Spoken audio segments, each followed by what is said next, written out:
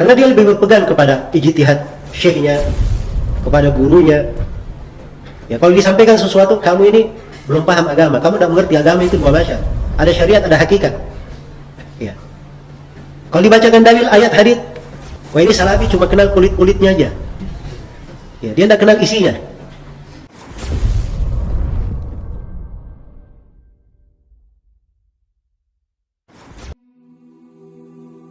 Bismillahirrahmanirrahim. Assalamualaikum warahmatullahi wabarakatuh. Semoga kita semua selalu dalam lindungan Allah Subhanahu wa taala.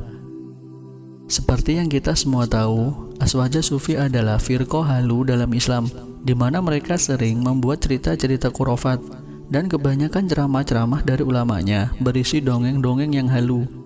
Lalu apa saja bahaya pemahaman sufi ini? Mari kita lihat apa saja bahayanya. Dari bahaya pokok di pemikiran sufi ini adalah menjauhkan dari akidah yang benar. Iya. Menjauhkan dari akidah yang benar.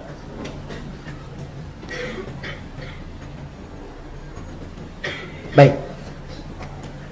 Jadi akidah Islamiyah itu akan rusak dengan pemikiran-pemikiran tasawuf. Iya. Kerusakan pemikirannya bukan di dalam masalah bidah saja. Bahkan masuk di dalam kesyirikan dan bidah yang mengkafirkan, mengeluarkan dari apa? Dari keislaman. Dan kita sudah dengarkan sebagian dari kesyirikan yang ada di tengah mereka itu bukan syirik dalam uluhiyah saja, tapi syirik juga di dalam apa? Di dalam rububiyah. Iya. Nah, ini bahaya yang sangat besar menimpa umat. Di mana bidah-bidah dan kesyirikan-kesyirikan ini itu dikemas sedemikian rupa. Dibawakan syubhat-syubhat, dipercantik, diperindah kepada manusia. Iya. Mereka bolehkan.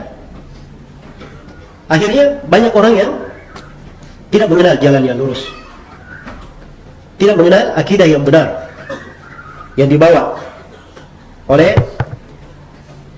Rasulullah SAW dan para sahabatnya. Iya.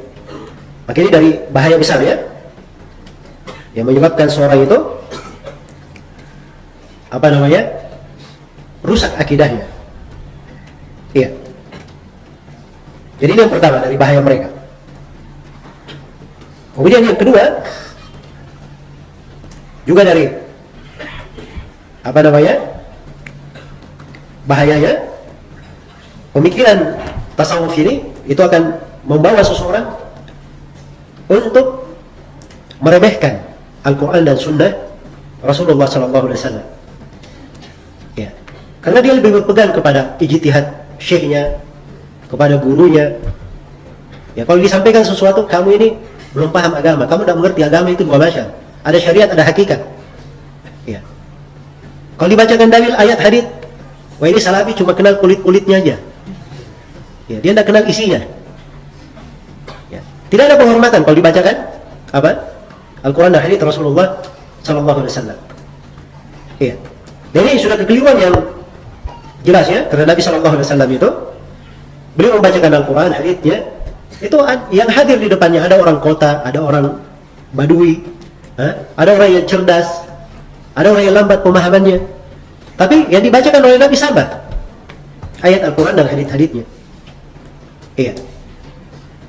Nah, apa gunanya kita di dalam Al-Quran diperintah di banyak tempat untuk mendengar kepada Allah dan Rasulnya, sami'na wa ata'na. Kalau datang ayat langsung ditanyakan, kenapa begitu? Oh, ini maknanya seperti ini. Ya, tidak ada hal yang seperti itu. Sehingga mereka punya penafsiran batin. Ya. Kalau dibacakan ayat, wah ini enggak, ada tafsir di belakangnya. Ini kan sesuai dengan kaidah mereka tadi, ada mukasyafah namanya. Itu membawa mereka kepada tafsir batin. Iya. Tafsir batin ya. Karena itu ayat-ayat Al-Quran itu mereka tidak agungkan. Karena itu diantara sebagian tarekat di sini, di kalangan orang Indonesia ya. Ya, saya pernah ketemu bapak-bapak, ya dia tanya, Ustaz hafal Al-Quran? Iya. Saya bilang iya, alhamdulillah saya hafal. Katanya Al-Quran itu 40 juz. Ya. 30 juz itu yang dihafal oleh Ustaz, 30 juz. Iya. Masih ada 10 juz lagi. Nah ini katanya. Ini tafsir batinnya mereka yang di 10 juz ini. Jadi mereka itu meremehkan hal-hal. Ya. Kalau disampaikan sesuatu, mengambang itu dalil-dalil. Ya. Nah, masuk di ini karena memang asalnya kurang pengagungannya terhadap Al-Quran dan hadits Rasulullah Sallallahu Alaihi Wasallam. Iya, maka ini dari hal yang sangat berbahaya sekali, perkara yang berbahaya. Kemudian dari bahaya mereka juga, iya, ini akan membuat umat ini keluar dari jalur ibadah yang digariskan oleh Rasulullah Sallallahu Alaihi Wasallam dan para sahabatnya. Ya, mereka sebenarnya bikin ibadah sendiri, ya, hal-hal baru. Nah, itu berkembang terus ya. Ya, terjadi perkembangan. Sebagian hari raya yang misalnya mereka peringati, ada hari raya tadinya setahun sekali. Ya, sekarang mungkin bisa setiap hari hari rayanya. Sepanjang tahun itu acara bisa berulang. Ya, nah, ini berkembang terus. Karena memang asalnya mereka itu tidak terikat dengan ibadah yang dibawa oleh Nabi Sallallahu Alaihi Wasallam. Nah, ini saya akan bahas khusus ya, sebagai pembahasan di sini. Nah, baik. Kemudian di antara bahaya juga, ya, dari bahaya tasawuf ini mereka membuat makar terhadap Islam dan kaum muslimin. Ya. Sebab pemikiran dari tasawuf ini campur aduk. Ya. Orang-orang yang memeriksa dari buku-buku tasawuf, buku-buku sufi, itu akan kelihatan. Ya, seperti yang dipelajari oleh sejumlah tokoh yang pernah kenal tasawuf masuk di dalamnya. Ada beberapa nama ya, mereka menulis buku di masa itu. Seperti Syekh Abdurrahman Wakil, ada buku dia tulis, Hadhihi hiya Sufiyah, inilah Sufiyah. Pengalaman dia, pernah ikut bersamanya. Syekh Muhammad Taqiyuddin Al-Hilali, ini berapa puluh tahun dia di tarekat Tijaniyah. Ya. Dan pernah juga nyebrang ke tarekat-tarekat lain. Ya. Kemudian ada buku yang ditulis oleh Syekh Ihsan Ilahi Dhahir, dari ulama Pakistan. Ada 2 buku populer beliau. Beliau musuhnya dari ratusan buku. Dan dia baca dari buku-buku tasawuf yang terdahulu maupun belakangan. Iya.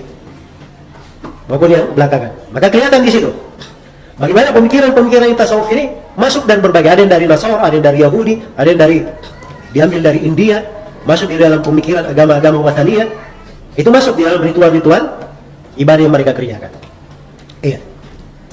Karena itulah buku-buku Ibn Arabi itu yang semangat mencetaknya adalah orang-orang Nasara, orang-orang Barat.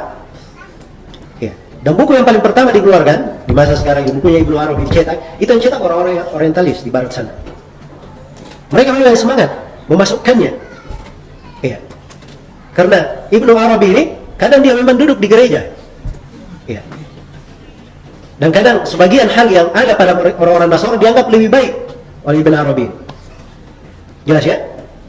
Selain daripada itu, ini pemikiran tasawuf ini akan membuat kaum muslimin lemah berpegang dengan agamanya.